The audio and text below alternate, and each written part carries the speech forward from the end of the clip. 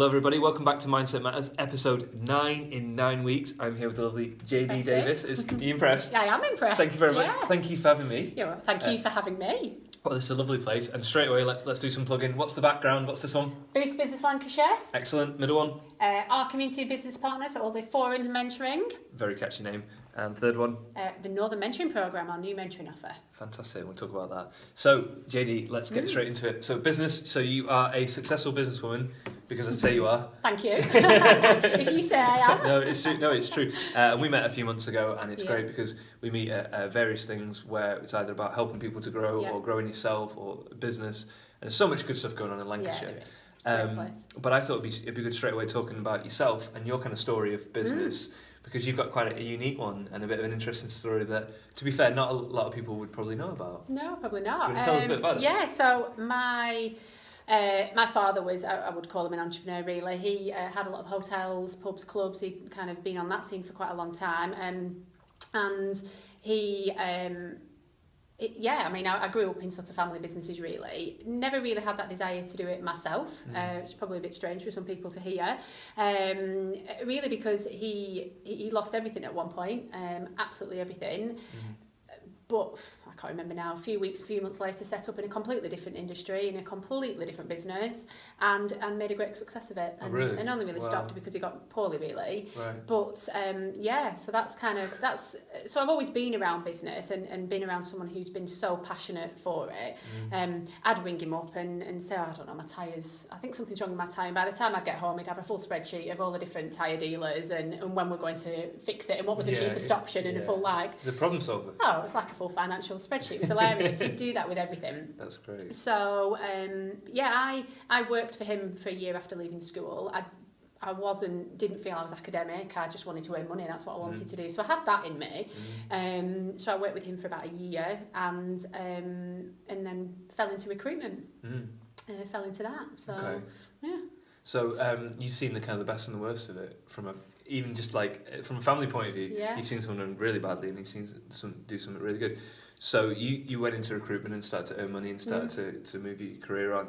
And you kind of drew a line in the sand, didn't you? You kind of decided, do you want to tell us what that line in the sand was? Yeah, I always said, my dad had hotels, as I mentioned, and from a young age, I always said I'd never work in a kitchen, for one. And then after kind of seeing quite a lot of the difficulties around having your own business, said I don't want to set my own business up, so I'm never going to work in a kitchen and I'm never going to run my own business. I was successful in recruitment for about 8 years in agency, very hungry, sales driven, and quite a lot of money at a very young age. And then I went to work internally for a company, a client that poached me. That company grew from 40 staff to 150 staff in 2 years. Wow. It was inbound, outbound call centre in Blackburn, absolutely manic, absolutely brilliant. But recruiting them in, and then went back to university and qualified with my HR degree because I thought, well, I'll come, but if I'm bringing them in, I want to make sure they're looked after. So I look after the HR side too. Yeah. Very, very long story short, the owner was very entrepreneurial, had his fingers in many, many pies. But that sometimes is great, but if it's controlled. And unfortunately, lots of things happen there. And the business, parts of the business, 5 businesses in the group all in all, some of those parts went into administration, and it was really difficult because the people that I'd brought in and promised a great career, I was there making them redundant. That must have been hard. Yeah, because it was a brilliant place, right? Indoor football pitches, squash courts. You from a recruitment point, if somebody walked through the door, they wanted the job. So like I said, you promised them a career and all that happened. So again, I saw the really difficult parts of business and was involved in that quite heavily, and I ended up working for the administrators for a few weeks in the end and sort of trying to sort everything out. But what brings me to this is that I didn't know at the time that Community and Business Partners was literally based around the corner. I used to go to our HR forums as HR manager and didn't know that all that existed. And I just think, gosh, if I only knew, I'm not saying I could have solved it all, but if I could have only had some mentoring in for the chief exec, the director teams, could it have helped? So, well, but you weren't seeing it because it wasn't on your radar at the time, was it? So you couldn't have seen it at the time. No. So for me, although I don't run my own business, I've seen it in my own family business. I've seen it from an employed point, how it can, how it can be quite difficult sometimes. So I think that gives me the passion to help others. And when you're working on programs such as Boost and that support is free, God, why would you not? Absolutely. Why would you not? So you've got, I mean, it's very interesting when we've been talking, the three things really I think make you stand out as for helping people. You've got the obviously knowledge and experience from years of making money and working with people and businesses, but you've also got the heart where you're wanting to help people,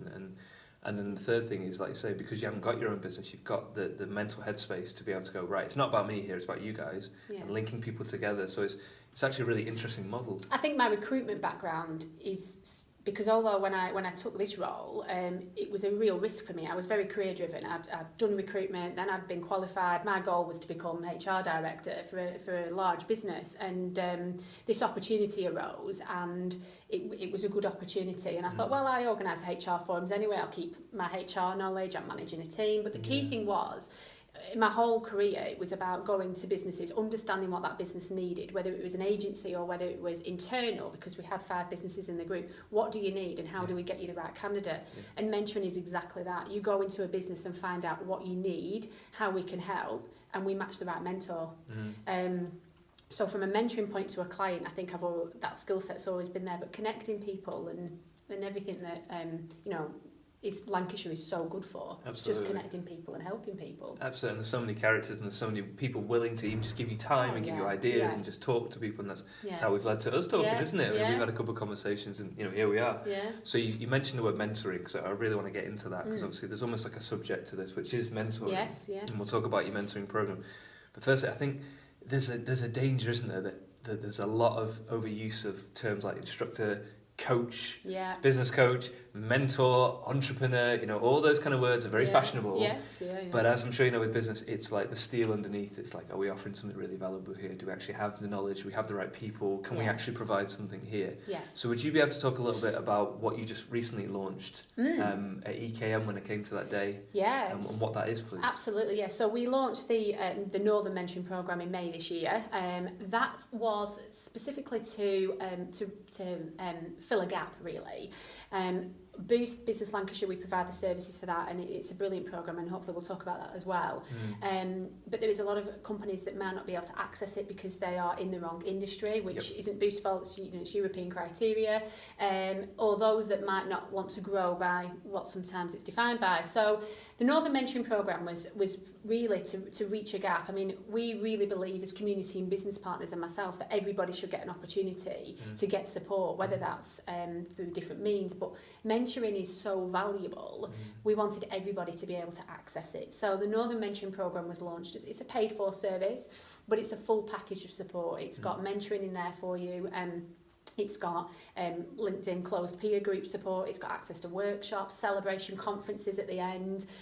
But the key thing is we have one of the biggest access to mentors in the Northwest, and we have a pool of qualified, credible, experienced mentors with so much different skill sets. So as a business progresses on its journey, if you say, well, actually, we're going to come on that programme because we need a digital marketing strategy, but in the other side of the business is a major HR issue going on, well, I'll bring your HR person in.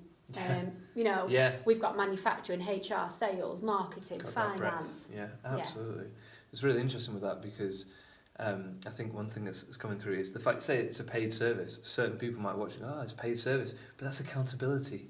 Because there's only really 2 big resources, time and money, isn't it? If you're not investing your money, you'll be investing your time, whether you realise it or not. So actually, the danger with something like Boost, and I've been getting access to Boost, and it's been great, people can undervalue it. And they undervalue our mentors sometimes, and it might even be, things happen, so don't get me wrong, if you listen to this and you've ever cancelled a meeting, but sometimes clients will cancel meetings, the morning of a meeting. Well, that mentor could still be in business in their own right. That could have cost them a lot of money because they've just cancelled out the rest of the morning. Definitely. Now, they don't do it for money, they do it, mentors work for us on a voluntary basis, but it is that mindset. It's, well, I'm not paying for it, so does it matter? If you're paying for it, would it be slightly different? Exactly. Would you appreciate that time that mentor's coming in a little bit more? Absolutely. And like say, these mentors say you got on the mentoring program, if you paid them, people couldn't afford their rates. So it's actually ironic that they're getting them at that level. It's a key thing you've just said there, Michael. So the idea of the Northern Mentoring Programme as well was to be a middle gap. So if you can access Boost first, that's absolutely what you would do first. Get the funded support and see what we can provide for you in Lancashire. But some clients will access the funded support and want to continue then with their mentor on a commercial basis. But what you're doing is jumping from zero cost to consultancy costs. And it's quite a leap. So the Northern Mentoring Programme is specifically designed as a middle ground to help you take that leap, and it's a 6-month programme only. So you've got it for 6 months, because if it's working for you, you then need to invest in a little bit more, because you're investing in your business. So. Absolutely. I remember speaking to somebody, and very early on I said to them, I can't invest that, and they were like, well, if you're not willing to invest that, what are you willing to invest? People will invest in lots of other things. They'll go and get a great office with the great signs because have £500 a month. And actually, do you need that office? Could you go and work in a business hub? Could you just work from home for now until you've built that up? And could that £500 be wisely spent investing in your business in a different capacity? So. It's looking at all those things, isn't it? Absolutely, and also something that's really interesting from the launch event at EKM. So thank you, EKM, if you're watching this. I hope you are, Anthony. Hopefully. It was really good. Was obviously Anthony was talking and Matthew Riley was talking, but we said this off camera. Was surrendering your ego at the door for a mentor? It could be very easy, couldn't it, to be like, look at me. I've done this, why can't you do it? Yes. I've done it, but that's useless. Like you say, they're here, the other person's there. The whole point is to build a bridge and to get conversation going, isn't it? And to help them come across. Yeah, you're absolutely right. You've got to leave your ego at the door. I couldn't get that out then. Leave your ego at the door. Our mentors have had great businesses. They're very successful. They've got a great story to tell, and that's why they're part of our mentor bank. But a client, if they're going into support, they don't want to hear all about that. They're being mentored to get help themselves. That knowledge and that experience is everything that they are sharing, so it's really important. But it's about passing that knowledge on, sharing that experience, helping that business mitigate some risks they might be about to take, or accelerating the growth. Businesses will get there. Some businesses will get there themselves, but if you could do it in 6 months instead of 12 months, because you've had someone who's been in your industry, not necessarily important, or you can just bounce ideas off, share your concerns with them, because the reason we also run our forums, the Business Growth Forum, is to help give people some support again. There's plenty of people, I'm sure, that are at the point where they just think, do I give up? Can I keep doing that anymore? And you hear Anthony Chesworth and you hear Matthew Riley, and Anthony Chesworth's story, built up a lot of debt. No one would lend him anything, and you keep going and you persevere, and you hear another story and think, no, I'm going to keep going. Because they were at my point one. Absolutely, and it's something Sarah, who was on the show last week, was talking about in terms of health. It should be for everything, everybody. It's not just for the rich, it's not just for these people, and it's the same, like you say, with business opportunities. At whatever level you're at, it sounds like you're doing a very good job at providing services for people to access at what level. So if they meet a certain criteria for Boost, great. If they haven't got that, it could be this one. And it sounds almost like if something hasn't existed, but there was a need for it, you've made it for people. Is that right? You just kind of created it. Because this was your idea, wasn't it? It was something that we'd, the business had talked about a long time, but it was something that I really wanted to do, and have that package of support and be able to meet that gap. And I'm from quite a commercial background where bottom line is important. And I entered here, it's a community interest company, we're a not-for-profit organisation.